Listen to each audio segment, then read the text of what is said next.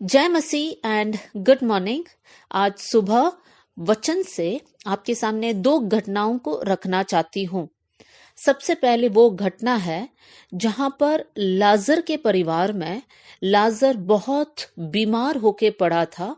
उसकी बहनें ये सोच रहे थे, आशा कर रहे थे कि यीशु मसीह आएगा और हमारे भाई को चंगाई देगा। लेकिन हम जानते हैं कि लाजर की मृत्यु हो गई और मृत्यु के 4 दिन बाद यीशु मसीह वहां पर पहुंचता है।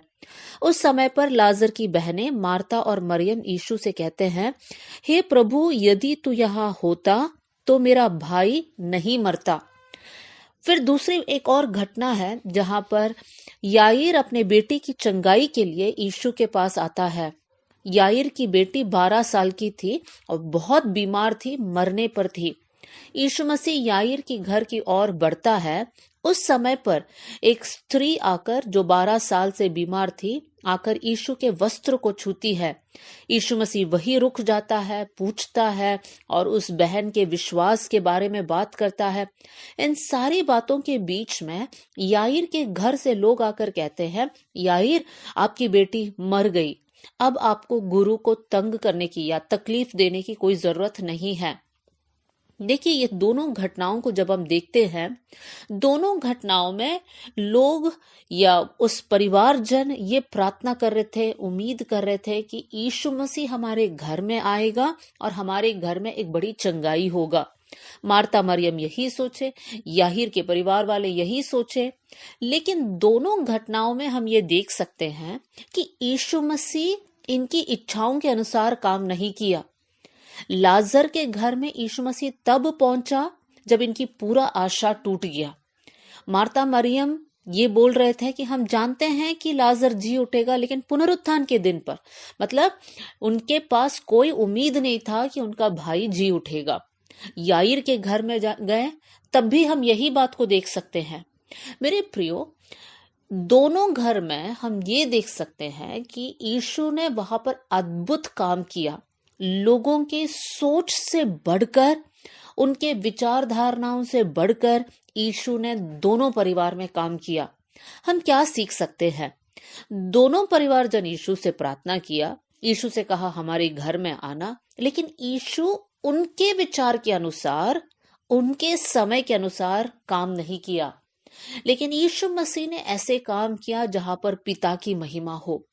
मेरे प्रियो, हमारे जीवन में भी हम लोग कुछ विषयों को लेकर प्रार्थना कर रहे होंगे और हम ये सोच रहे, प्रभु आज ही काम करना, प्रभु इन दिनों में काम करना, हम बहुत इंतजार नहीं कर सकते, परमेश्वर ये बहुत अर्जेंट मैटर है, कर हम लोग दुआ कर रहे होंगे। लेकिन दुआ का जवाब हम देख नहीं पा रहे हैं, कोई जवाब आ ही नहीं रहा है। हो सकता है बहुत से वक्त हमारा विश्वास भी कमजोर पड़ जाता है। लेकिन मेरे प्रियो, एक बात याद रखना है, परमेश्वर विश्वास योग्य है। प्रभु जानता है हमारे जीवन में कौन सा चीज हमें कब चाहिए और परमेश्वर उसके अनुसार हमारे लिए करेगा। इसलिए हमें व्याकुल होने की जरूरत नहीं। अगर आप प्रार्थना कर रहे हो और आपको जवाब नहीं मिला, इसका मतलब वो परमेश्वर का समय नहीं है। परमेश्वर अपने समय में हमारे जीवन में काम करेगा और हमारे जीवन में सब कुछ सुंदर बनाएगा। तो मेरे प्रिय भाई बहनों, निराश नहीं होना, उदास नहीं होना, विश्वास छोड़कर पीछे नहीं हटना। परमेश्वर आपके लिए कार्य करेगा, लेकिन परमेश्वर अपने समय में, और सारा महिमा हमें पिता को देना है। आइए हम लोग प्रार्थना करें। स्वर्गीय पिता, इस दिन के लिए धन्यवाद। सुने हुए वचन के सामने अपने आप को हम समर्पण करते हैं। प्रभु जी, हम ये दुआ करते हैं कि आपकी इच्छा के अनुसार, आपके समय में आप हमारे जीवन में काम कीजिए।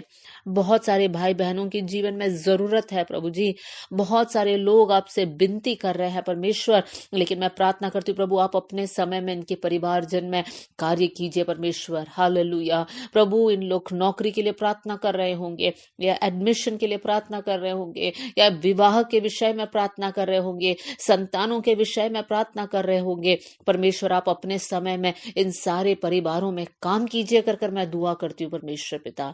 प्रभु, हम सारी बातों का आदर और महिमा आप ही को देते हैं।